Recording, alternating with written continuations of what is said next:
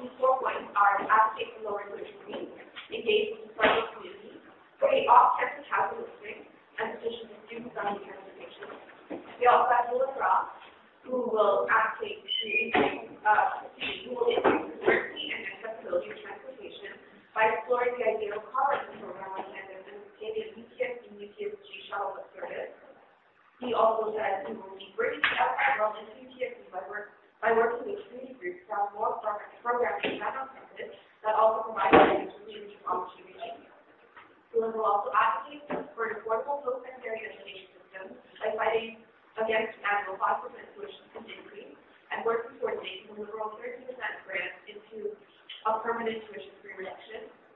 And we will also be creating a student UTSC voice in politics that affects our campus by globalizing UTSC students by creating fun and engaging communities involved in politics and working with questions in political advocacy and enforcement. So those are your changes. We'll be moving on now to the moderated questions. We'll also do 4 moderated questions will happen, and then first up recovery, and then the first question. 2 years ago, we voted with the promise of better transit on this campus. Today, the Board of Administration has cut transit service to this campus. How do you respond to students who feel that they were misled, and what would you do specifically to correct the situation? Sure, thanks so much. So, pretty much doing district transportation here, looking at what was promised to us in our Vote Yes campaign that the SCSU could endorse during that time. Part of that collective agreement that we as students signed in 11-4 was a transportation line to UTSC. Now, recently, yesterday, actually, they reversed the deal. Now they're looking at the above ground like transit rail that will be going across Shepherd East. However, there is no line which would be known as the Scarborough-Melbourne LRT line that will connect to Morningside and connect to UTSC. That is something that I've advocated for. I've already started advocating for your voice. I've already set up meetings with the local councillor, Councilor Mozart, who is the Ward 44 and who is UTSC's jurisdiction representative to the Toronto municipality government. I promise you that I've already started working on these issues to meet with him in early March because I'm going to show students that I'm serious about these issues. I'm serious about getting changes to UTSC to get a plan in place not only for 2014 and 2015 for the Pan Am Games, but for a reliable transit system to come towards UTSC going forward with towards 2030, working alongside the administration. So unfortunately, with city council right now, in the past year, none of the new councils that are working Scarborough actually have that much consideration of what the residents want in terms of transit. So as Dale said yesterday, again, for the Real Council voted to bring back that Edmonton LRT line above ground and use the savings to fund the Finnish LRT. When it comes to Scarborough LRT, with the Morningside Club that was promised to us in the Yes campaign, they came to a working group to explore the option between that and the subway between the Shepherd, Laptop, Mills, and Victoria Park. The working group was supposed to report back to council until March 21st. Now, one thing is that with that group, unfortunately, there's a lot more progressive than non-progressive people in that group. So one thing that I'm going to happen is to recommend the Shepherd LRT. But what the fight is going to be is to include the Morningside Club to come to UTSC like it was promised to us. Now, unfortunately, me and Abdullah in the past year have done a lot of advocacy work in terms of PCC. We actually saved the 160E for being cut the second time and brought forward the last budget. And we have a rapport with a lot of the councillors and actually just started to recognize the UTSC supporting University of Toronto without rapid transit, and that's a shame, and that's something that needs to be changed. Thank you. So, as Mr. Rowley did point out, that he gave a lot of great information, but he lacked to give any substance to his wording. He gave a lot of history and a lot of what is going on, but there's no substance behind that. I've already started meeting with council. I've already started the progress. These are what we've done in the past, which is great, and that's great that he's advocating for 116E and for more transit on campus. However, there's nothing moving forward. There's no plan. It is platform right now that will provide reliable transportation towards the 2015, if not the 2031.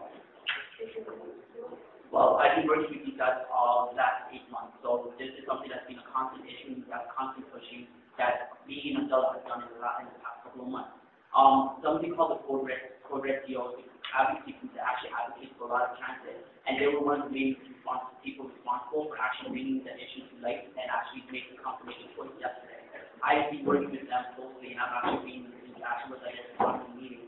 So again, this is something that I have been doing and will continue to do. because this is something I actually have a strong passion for and have a lot of knowledge base to actually deal with the issue. Thank you, candidates. We'll be moving on to our second moderator question after that. Recently, students from UTSC gathered to debate tuition fees and the efforts to reduce them have been a constant in student efforts. However, there is still a large limit. How will you specifically implement an innovative way to provide students actual needs for this issue? We'll start with you. So when it comes to tuition fees, there's the university aspect and the provincial aspect. The university aspect is never need to be explored so much in external portfolio because one thing that a lot of people might not know is that the universities allow to raise the tuition fees 5% every single year. And because they have that ability, they automatically do it and just kind of have that student money as expected. So one thing I really want to do is kind of look and get elected to governing council where they make the budget and be like, hey guys, let's actually have a fiscally responsible budget first before we automatically assume that you have this way to take students' money and keep increasing students' tuition fees. Another thing I kind of want to do is also work with the provincial government. Luckily, this is the first time in such a long time that we have a minority provincial government that gives us a leeway to work with the two opposition parties. And they have actually two of the critics of the Minister of Training Colleges actually came in front of us and said that you support lower fees. And this last election has proven very, important because student issues are being put at the forefront. With the whole $800 grant that they're giving the students, that is showing some leeway into actually addressing the issue. It's not enough. 2/3 of Ontario students are not eligible. So what we need to do is constantly fight and navigate the politics of police park and learning council downtown where it is. Thank you. As Mr. Rowley said, it is great that we have a minority government in provincial legislatures that controls education. Me moving forward as your VP External Hopefully would be advocating your rights to not only the provincial governments, also working in pressuring municipal governments and municipal agencies that I would be working with, that I'd be connecting UTSC with to fight for these issues. I'd be connecting with community groups to advocate, sign petitions. It was great that we had the opposition leaders there and opposition critics, and that's a step in the right direction. That's something that we'll continually moving forward if I would be elected to be external. One thing that I do want to raise up is that in terms of tuition, we also have to look at, how do we provide relief for students. So in terms of my platform with GEMS, bringing more jobs, bringing some money to campus, I'll allow students to have more opportunities on campus to make money, to get experience, so that way when they are working and making money while in the school, they're able to offset some tuition costs, and that is something I cannot guarantee that it will be reduced in the next year if I'm elected.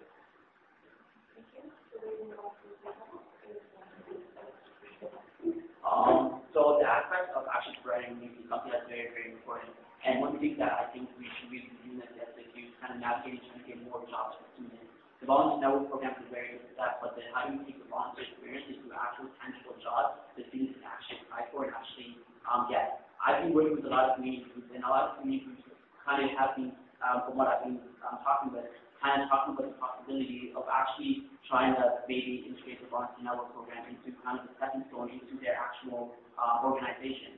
So that's one thing I really want to do, work with the community groups and actually have make that SCSU kind of a stepping stone that they can sway for opportunities to get students to take their volunteer experience to actual job relief, jobs which provide monetary relief. As Mr. Rowley did mention in his opening statement that he wanted to be elected to the governing council. However, to be elected to the governing council, it would be a vote which would have to be also included to not only UTSC but downtown and UTM. Being elected to the governing council would take away the time in office. Being at UTSC and fighting for a UTSC issue when he will be focused on other campuses to be elected to the governing council. So by running on the governing council, he will not be fighting for your voice. He will be trying to split his time among 3 campuses, which will not allow you to have any relief or jobs or money or experience at the end of the day.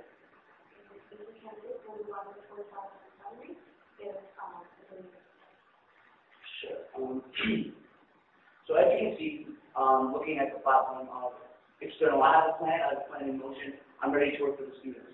As I said in the forum, every VP that gets elected will make $22,000 of student money.